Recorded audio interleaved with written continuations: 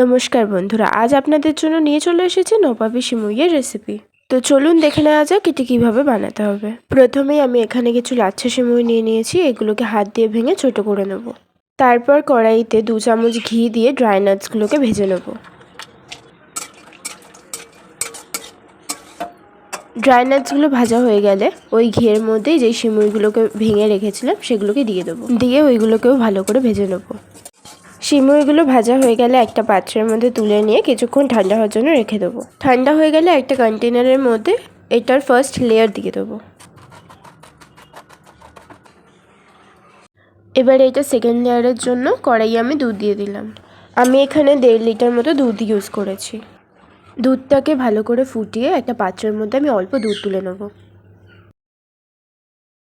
এবার দুধের মধ্যে আমি স্বাদ অনুযায়ী চিনি দিয়ে দেবো। চিনিটা দেওয়ার পর অল্প একটু ফুটিয়ে নিয়ে এরপর সামান্য পরিমাণে কেশর এর ওপর দিয়ে দেবো। কেশরটা দেওয়ার পর দুধটা অল্প একটু নেড়ে চেড়ে নিয়ে এটাকে ফোটার জন্য রেখে দেবো। এবার সাইডে যে পাত্রের মধ্যে আমি দুধ তুলে রেখেছিলাম তার মধ্যে আমি 2 চামচ কাস্টার্ড পাউডার আর 2 চামচ গুঁড়ো দুধ দিয়ে দিলাম। দিয়ে এটাকে ভালো করে মিক্স করে নেবো। এটা মিক্স করা হয়ে গেলে সাইডে যে কড়াইয়ে দুধটা ফুটছিল ওর মধ্যে এই মিশ্রণটা দিয়ে দেবো। এটা দেওয়ার পরে দুধটাকে ভালো করে ফুটিয়ে নিতে হবে আর কন্টিনিউ নাড়তে থাকতে হবে যতক্ষণ না এটা গাঢ় হয়ে যাচ্ছে। দুধের থিকনেসটা মোটামুটি এরম হয়ে গেলে বুঝে যাবেন যে আপনাদের দুধটা হয়ে গেছে।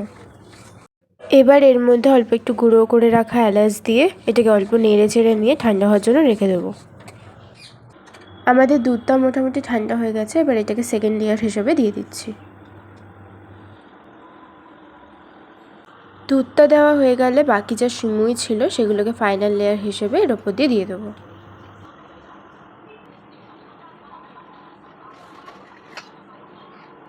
এবারে যে ড্রাই নাটসগুলোকে ভেজে রেখেছিলাম সেগুলো ওপর দিয়ে গার্নিশিং করে এটাকে ফ্রিজে সেট হওয়ার জন্য রেখে দেবো। ব্যাস, তারপর কি, সেট হয়ে গেলে ফ্রিজ থেকে বার করে এনজয় করুন ফ্যামিলির সাথে নবাবী সিমুই। একবার এই সিমুই খেলে বারবার বানিয়ে খেতে ইচ্ছা করবে। রেসিপিটা অবশ্যই ঘরে ট্রাই করবেন। ভিডিওটা কেমন লাগলো কমেন্ট করে জানাবেন।